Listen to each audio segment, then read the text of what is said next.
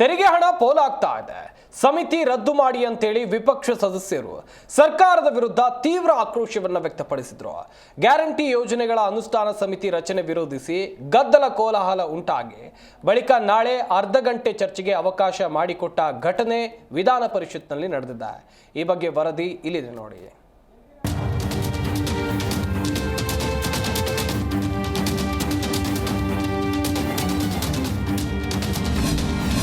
Guarantee ಸಮಿತಿ ರಚನೆಗೆ ಸದನದಲ್ಲಿ ಕೋಲಾಹಲ. ನಿಮ್ಮ ಮಾತಿಗೆಲ್ಲ ಸೊಪ್ಪು ಹಾಕಲ್ಲ ಎಂದ ಡಿಕೆಶಿ. ಎರಡನೇ ವಾರಕ್ಕೆ ಸದನ ಕಾಲಿಟ್ಟಿದ್ದು ಹಲವಾರು ಪ್ರಮುಖ ವಿಚಾರಗಳ ಬಗ್ಗೆ ಚರ್ಚೆ ನಡೀತಾ ಇದೆ. ಇಂದು ಪ್ರಶ್ನೋತ್ತರದ ವೇಳೆ ಟಿಎ ಶರವಣ ಗ್ಯಾರಂಟಿ ಯೋಜನೆಗಳ ಅನುಷ್ಠಾನದ ಮೌಲ್ಯಮಾಪನ ಹಾಗೂ ನಿರ್ವಹಣೆ ಯಾರು ಮಾಡ್ತಾ ಇದ್ದಾರೆ ಅಂತ ಸಿಎಂಗೆ ಪ್ರಶ್ನೆ ಹಾಕಿದ್ರು. ಸಿಎಂ ಬದಲಾಗಿ ಸಭಾನಾಯಕ ಬೋಸರಾಜು ಉತ್ತರ ನೀಡಲು ಮುಂದಾದ್ರು. ಮುಂಬೈ ಮೂಲದ ಸಂಸ್ಥೆಯೊಂದು ನಿರ್ವಹಣೆ ಮಾಡ್ತಾ ಇದೆ. 4 ಗ್ಯಾರಂಟಿ ಯೋಜನೆಗಳ ಬಗ್ಗೆ ಮೌಲ್ಯಮಾಪನ ಮಾಡಲು M2M ಮೀಡಿಯಾ ನೆಟ್ವರ್ಕ್ ಕಂಪನಿಗೆ ಕೊಡಲಾಗಿದೆ.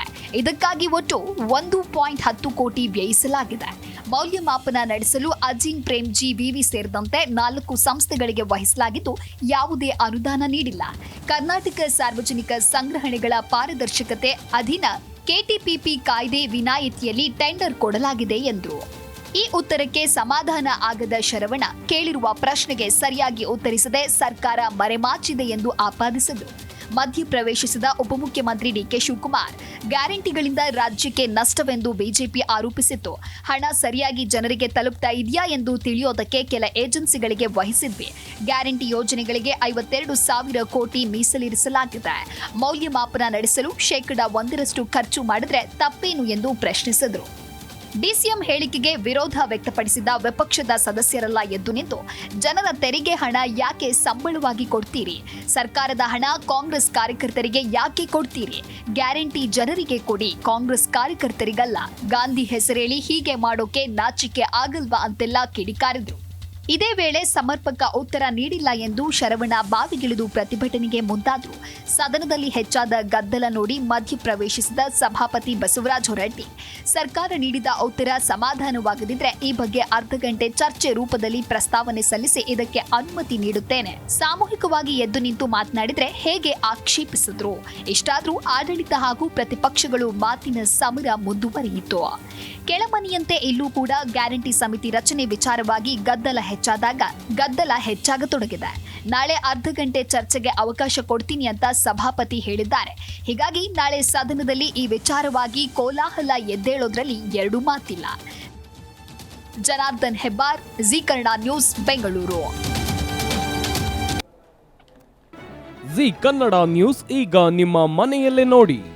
ಎಲ್ಲ ಕೇಬಲ್ಗಳಲ್ಲಿ ಈಗ ಲಭ್ಯ. ನಿಮ್ಮ ನೆಚ್ಚಿನ ಜಿ ಕನ್ನಡ ನ್ಯೂಸ್ ಈಗ ಸನ್ ಡೈರೆಕ್ಟ್ ನಲ್ಲಿ number 292, Tata play number 1664, Jio TV number 1334, NXT digital number 30, in cable number 30, city networks 51, U digital number 162, GTPL number 17, Rockline telecommunications number 42, Shri Basaveshwara cable number 168, rural cable network 60, Vinayaka digital 57, Abhishek cable 821, city channel 53, Siddeshwara cable network 57, V4 digital Infotech 628, Surya digital networks 53, Gajanan digital number 836, Malnad infotech private limited number 56, Metrocast number 830, victory digital number 167ರಲ್ಲಿ ನೋಡಿ ಆನಂದಿಸಿ.